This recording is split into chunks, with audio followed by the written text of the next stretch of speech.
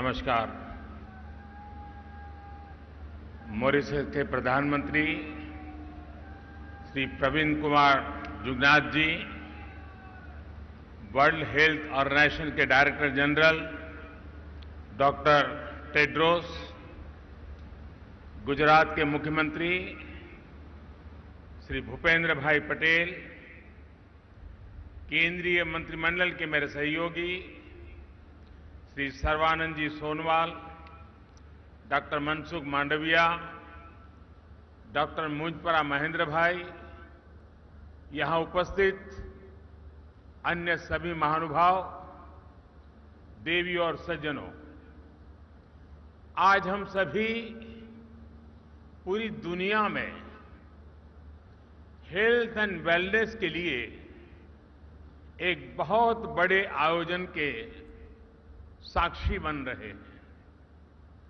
मैं WHO के director general doctor Tedros का विशेष रूप से आभारी हूं।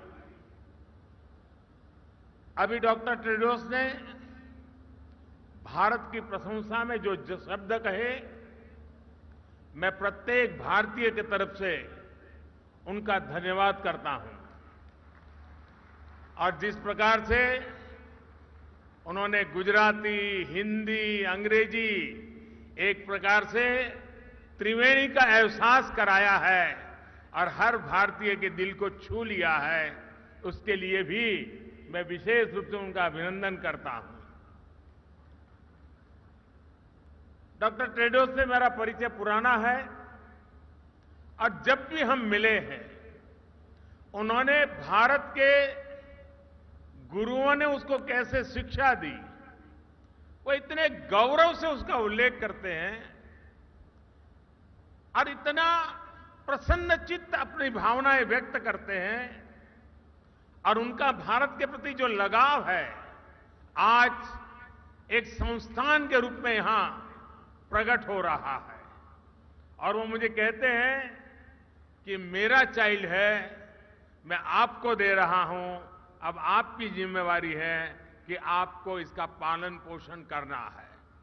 मैं डॉक्टर टेड्रोस को विश्वास दिलाता हूं कि आपने जिस भरोसे से भारत को ये जिम्मेवारी दी है और जिस उत्साह और उमंग से हमारे यहां के मुख्यमंत्री भूपेंद्र भाई पटेल ने इस पूरी जिम्मेवारी को अपने कंधे पर लिया है, मुझे पूरा विश्वास है कि आपकी आशा और अपेक्षा के अनुसार हम खरे उतरेंगे।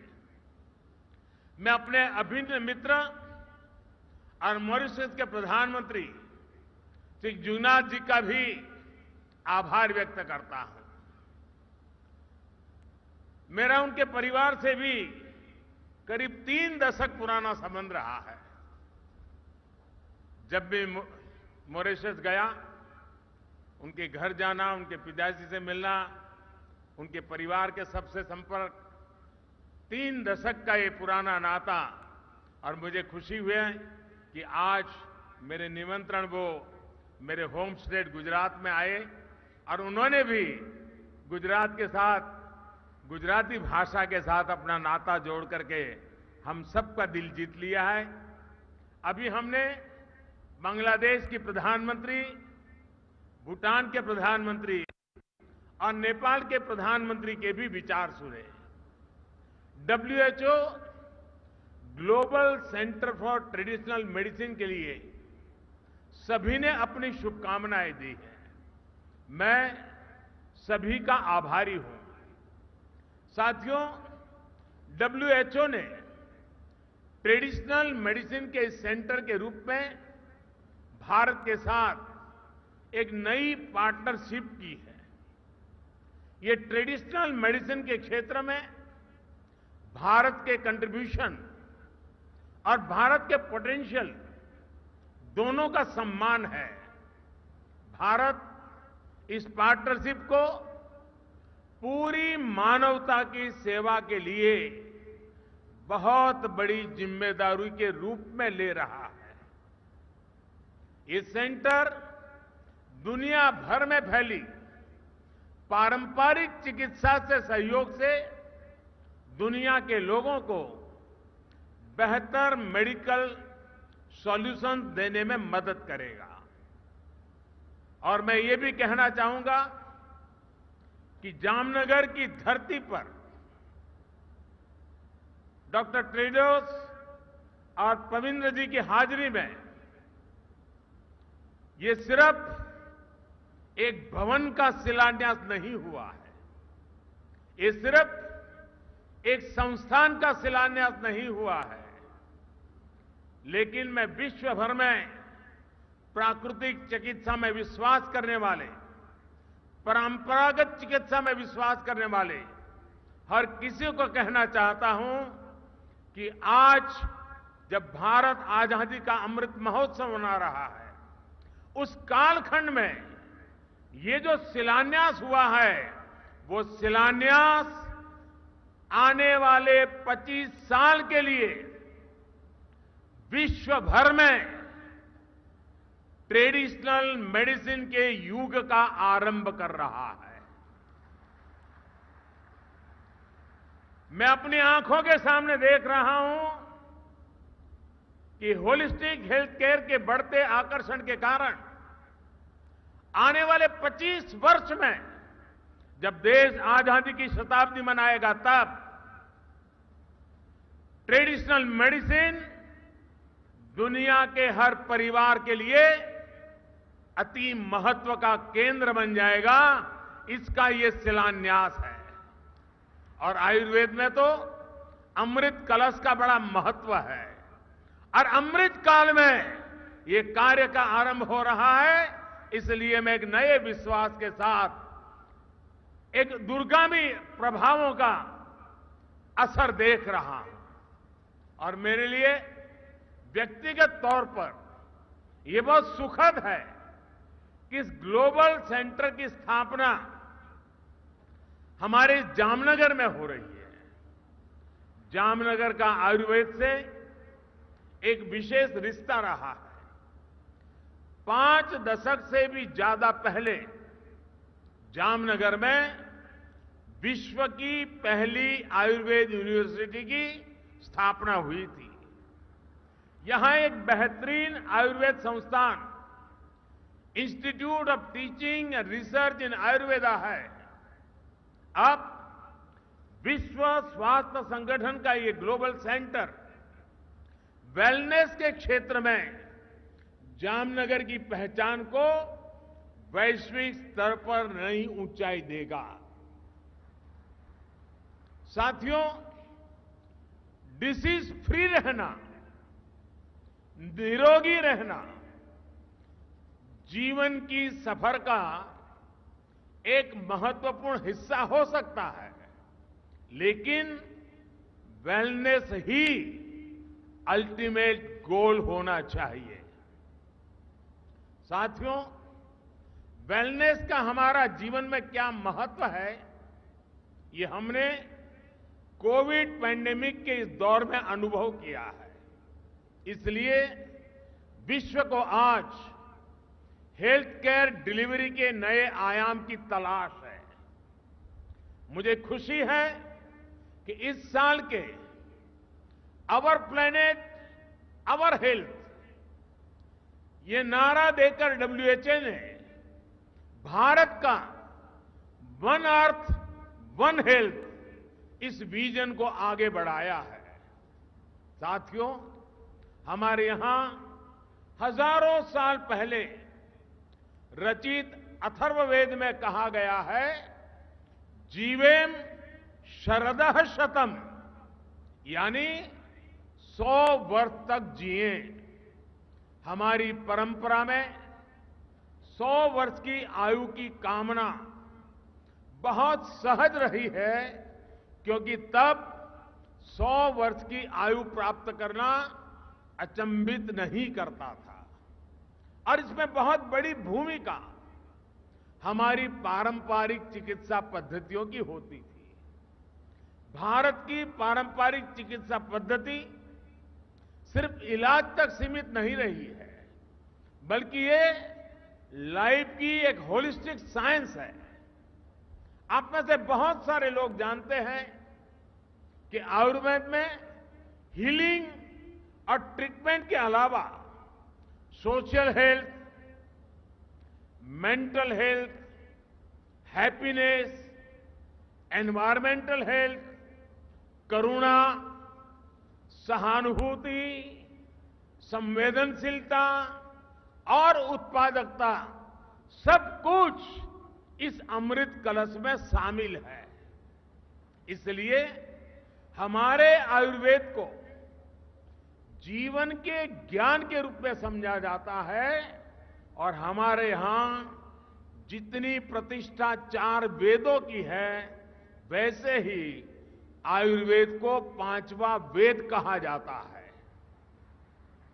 साथियों, आज आधुनिक दुनिया की जो लाइफस्टाइल है, जो नई नई बीमारियां हम देख रहे हैं, उसे पार पाने के लिए हमारी ट्रेडिशनल नॉलेज बहुत महत्वपूर्ण है। जैसे अच्छी हेल्थ का एक सीधा संबंध बैलेंस्ड डाइट से है। हमारे पूर्वज यह मानते थे कि किसी भी रोग का आधा उपचार बैलेंस्ड डाइट में छिपा होता है।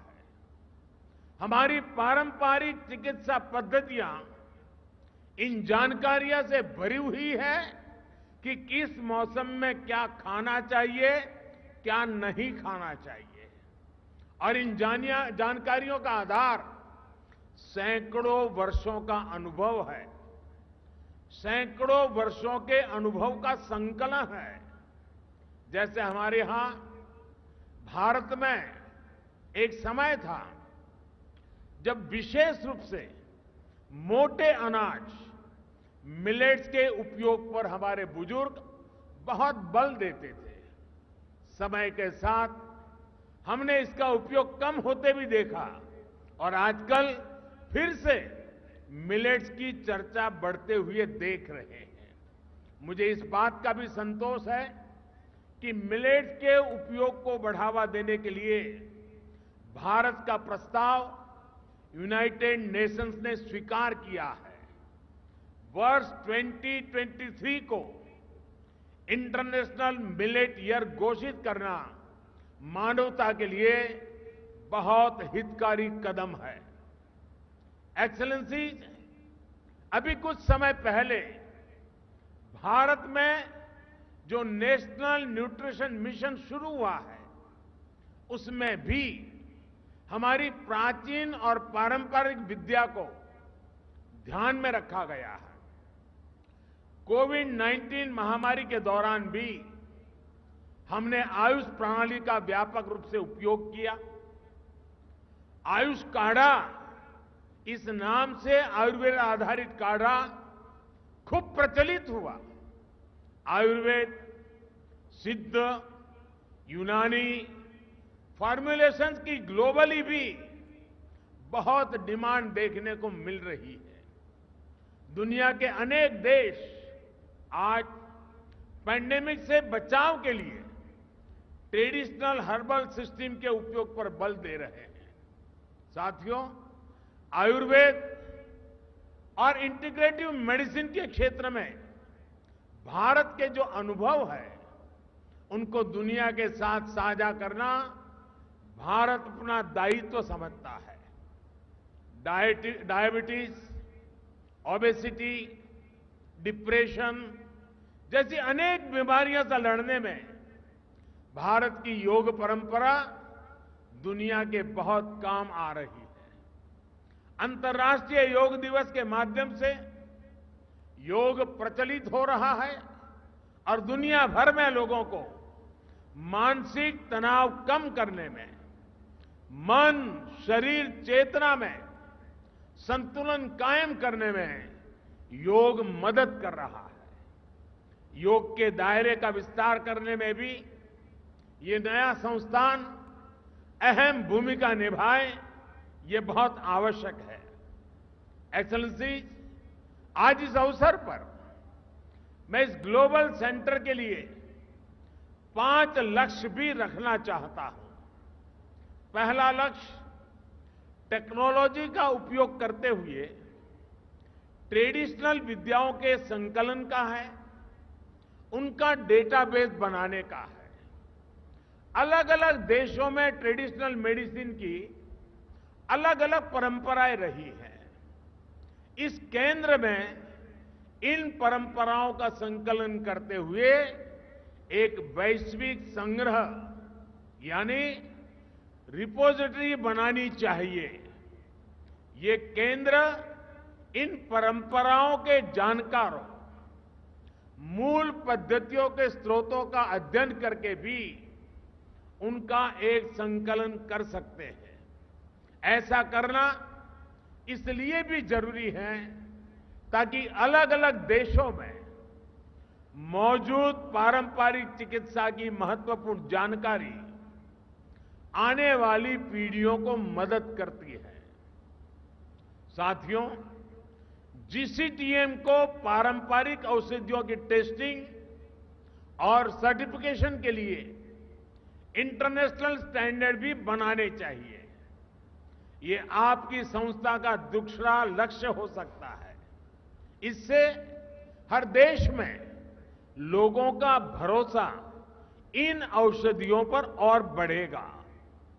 हम देखते हैं कि भारत की कई पारंपरिक दवाइयां विदेशियों को भी बहुत प्रभावी लगती है, लेकिन वैश्विक स्टैंडर्ड न होने की वजह से उनका नियमित व्यापार सीमित रहता है। इसलिए उनकी उपलब्धता अभी कम रहती है। मुझे लगता है कि कई दूसरे देशों को भी इसी तरह की मुश्किल आती होगी। इस ग्लोबल सेंटर को इसके समाधान के लिए भी काम करना चाहिए। डब्ल्यूएचओ ने भी हाल में आयुर्वेद, पंचकर्म और यूनानी के लिए बेंचमार्क डॉक्यूमेंट तैयार किए हैं। इसका विस्तार किया जाना भी जरूरी है। साथियों, जीसीटीएम एक ऐसा प्लेटफॉर्म बनना चाहिए जहां विश्व की पारंपरिक चिकित्सा पद्धतियों के एक्सपर्ट्स एक साथ आए, एक साथ जुटे, अपने अनुभव साझा करें। इन प्रयासों को एक ग्लोबल सेंटर अपना तीसरा लक्ष्य बना सकता है। क्या ये संस्थान एक सालाना समारोह कर सकता है? कोई एनुअल ट्रेडिशनल मेडिसिन फेस्टिवल कर सकता है जिसमें दुनिया के ज्यादा से ज्यादा देशों के एक्सपर्ट्स चिंतन करें, अपनी पद्धतियों को साझा करें। साथियों, मैं समझता हूं इस सेंटर का चौथा लक्ष्य रिसर्च में निवेश से जुड़ा होना चाहिए। जीसीटीएम को ट्रेडिशनल मेडिसिन के क्षेत्र में रिसर्च के लिए फंडिंग को मोबिलाइज करना चाहिए। हम देखते हैं कि आधुनिक फार्मा कंपनियों के लिए रिसर्च क्षेत्र में अरबों खरबों डॉलर्स उपलब्ध रहते हैं। हमें उसी तरह के रिसोर्सेज ट्रेडिशनल मेडिसिन में रिसर्च के लिए भी तैयार करने चाहिए। पांचवा लक्ष्य ट्रीटमेंट प्रोटोकॉल से जुड़ा है। क्या जीसीटीएम कुछ स्पेसिफिक बीमारियों के लिए होलिस्टिक ट्रीटमेंट प्रोटोकॉल विकसित कर सकता है जिसमें मरीज को मॉडर्न और ट्रेडिशनल मेडिसिन दोनों का फायदा मिले? अपने हेल्थ केयर सिस्टम में इन प्राचीन विद्यालयों के इफेक्टिव इंटीग्रेशन से अनेक बीमारियों से लड़ने में मदद मिल सकती है। साथियों, हम भारतीय वसुधैव कुटुंबकम और सर्वे संतु निरामय इस भावना से जीने वाले लोग हैं।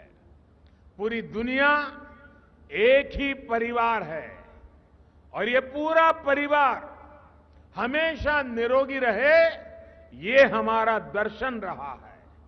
आज डब्ल्यूएचओ जीसीटीएम की स्थापना से भारत की ये परंपरा और समृद्ध हो रही है।